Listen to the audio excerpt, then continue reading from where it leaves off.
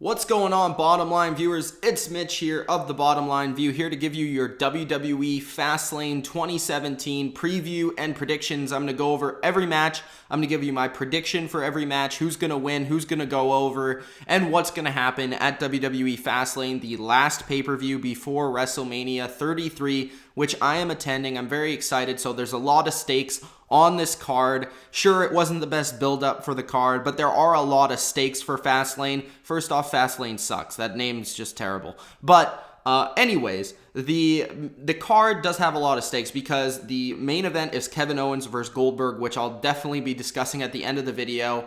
But that's going to determine who's going to hold the Universal Championship into WrestleMania. We also have a big match with Roman Reigns and Braun Strowman, which I'm looking forward to. Probably the best match of the card in my opinion, and some things revolving the women as well. Let's get into the first match, which is Rick Swann and Akira Tozawa versus the Brian Kendrick and Noam Dar. First note, I really like that they changed his name to the Brian Kendrick instead of just Brian Kendrick. It makes his gimmick sound a little bit better, and it makes him sound like a better wrestler.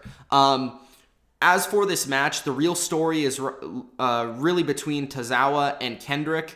It's not a bad story. I mean, the whole Kendrick as a mentor thing is pretty good. Tozawa, I'm not the biggest fan. As for this match, it is on the kickoff show, and I don't really care for it that much.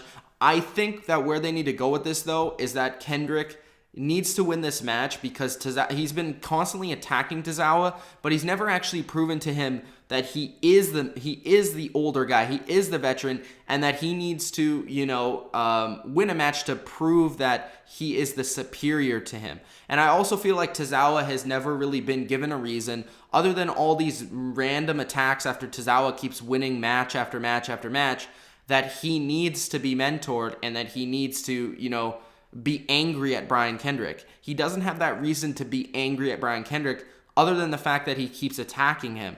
If Brian Kendrick were to beat Tozawa, it would make a lot more sense, and it would also continue the story forward, which I think is what's going to happen.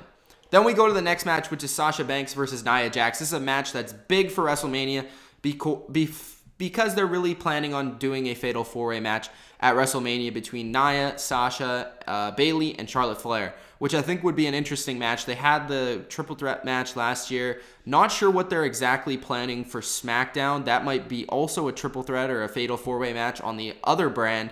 But for Raw, these are the four women that have been constantly dominating the brand. And for this feud, Sasha Banks and Nia, it doesn't have too much in terms of legs to the feud. I mean, it's had a little bit of on and offs. Nia has pretty much dominated this feud and almost retired Sasha Banks in storyline. For me, sure, I could see why you would want Sasha to get some revenge here, but I think it needs to continue to go to Nia. Nia losing before WrestleMania wouldn't make a ton of sense to me. I think the opposite way of Nia dominating Sasha would continue that monster character that needs to be strong going into WrestleMania. So I have Nia beating Sasha here. I think it will be straight up, and I think it will be clean. You could potentially have Sasha maybe do another injury thing in the match, maybe re-aggravate an injury in the match, but that's getting a little old from Sasha's standpoint, so I'm going to go with Nia here to win clean.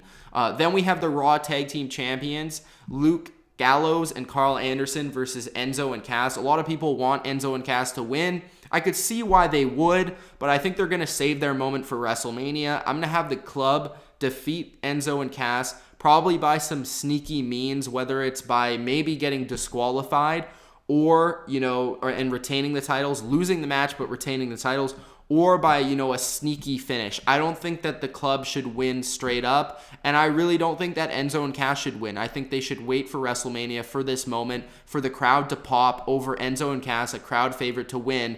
And I think I could see why you would want Enzo and Cass to win this match to kind of gain some momentum going into WrestleMania, but you kind of want that momentum to peak at WrestleMania and then just, drive into ultimate popularity. So I think that Enzo and Cass are guys that can ultimately get over as big superstars. I've been saying this since day one, and I think that they need their moment at WrestleMania to really show off and win those titles for the first time, because they've never won an NXT title. They've never won a WWE, brand title. So Enzo and Cass can win that at WrestleMania. I'm not really looking forward to this match, but I think the club will take it.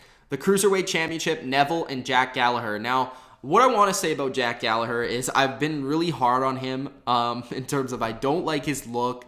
I think he does not appeal to the casual fan, and he's just like I just can't stand like the whole like look, and his skin is like Sheamus, but he's like 100 pounds less. Like, it's just brutal.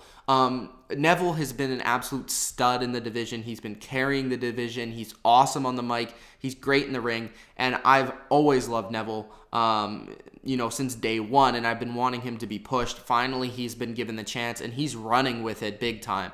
As for Jack Gallagher, back on him, I was rough on him at the beginning, and I've kind of eased off because I look at him and at least he has a gimmick, at least he has a character, and at least he's trying to go for it with it. And I can give him credit for that. And, the Cruiserweight division especially is a division that is very wrestler-driven and not character-driven. And at least Jack Gallagher does have a character that is worth getting behind. So I'm going to have Neville win the match, but I do respect what they're trying to do here. And I actually think this is the most intriguing Cruiserweight Championship match they've had so far.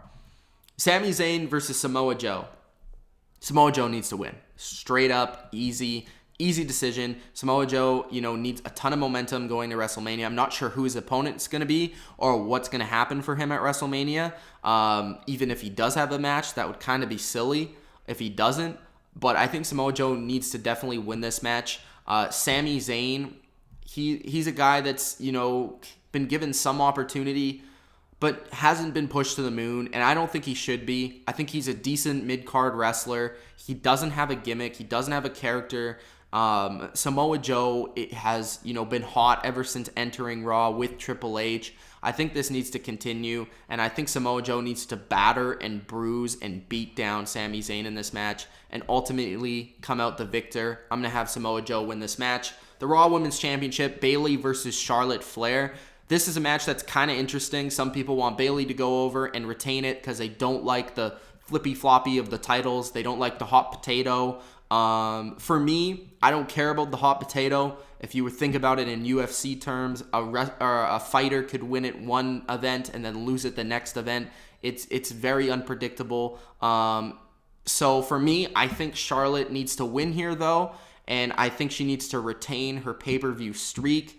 A lot of people see this as being predictable, but sometimes predictable ends up being good. Because if you have Charlotte build up that streak, especially with a win over Bayley going into WrestleMania, it'd be very good for Charlotte, and I think it would also help Bayley's story going into WrestleMania and ultimately maybe winning the championship at WrestleMania and ending Charlotte Flair's streak at not only, pay-per-views, but also WrestleMania. So I would have Bayley drop the title to Charlotte. I'd also have Sasha Banks somewhat involved. I'd have her, try and steal the spotlight once again from Bayley. You could play into that storyline a little bit going into WrestleMania with Stephanie McMahon, with Nia, whatever you want to do.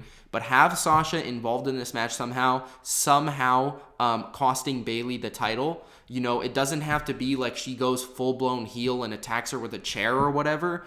But it just could be, subtle. And it could play into the storyline that Bayley can't exactly trust Sasha going into WrestleMania, so that they do have some tension, and it's not just two faces versus two heels. It's that every character has a motivation in that Fatal 4-Way at WrestleMania. So I have Charlotte winning this and the title back at Fastlane. Roman Reigns versus Braun Strowman, which is the match I'm most excited for, like I said at the beginning. Braun Strowman had an excellent match against the Big Show. I really, really like that match. Braun Strowman is on fire. He's arguably the hottest character on Raw, and he's arguably the most popular character on Raw outside of Goldberg. So for me, I would have Braun Strowman win this match against Roman Reigns, but it would not be clean because you need to protect Roman Reigns. He's going to have a big match at WrestleMania, most likely against The Undertaker. So how do you protect Roman Reigns? You have The Undertaker show up somehow, some way, distracting Roman Reigns and letting Braun Strowman get the advantage and winning, protecting Roman Reigns, but also helping Braun Strowman and keeping him the massive force that he is. You could also have Braun Strowman kind of, dominating most of the match. Roman Reigns have a comeback that is stopped by The Undertaker, and you have Braun Strowman finish it off with the win. The Universal Championship is Kevin Owens versus Goldberg. A lot of people want Kevin Owens to retain, have a champion versus champion match with Kevin Owens and Chris Jericho. I say no. I say give the title to Goldberg. It's the smart thing to do. It's the money thing to do. And it's also from a standpoint of getting more viewers to watch WrestleMania and your product onto WrestleMania. It's the right way to go. More people know who Goldberg is than Kevin Owens. That is a proven fact. Goldberg is a bigger name than Kevin Owens, and Goldberg would create more of a stir for WrestleMania. Going into WrestleMania, Goldberg versus Brock Lesnar for the Universal title instead of Kevin Owens versus Chris Jericho for the Universal title. Goldberg versus Lesnar makes more sense. It drives viewers. It gets them involved with WrestleMania, potentially even buying it to watch it and buying your network, which is your key goal at the end of the day. And I think Goldberg needs to win. Now, this isn't saying that Goldberg needs to squash Owens. You could have Owens look good in a way that gives Goldberg the title. You could have Owens do what all he said he did, like in that promo, saying that he would outlast Goldberg, saying that he would outsmart Goldberg, and saying that he would take Goldberg the distance. You can do all those things, but you could have Goldberg win.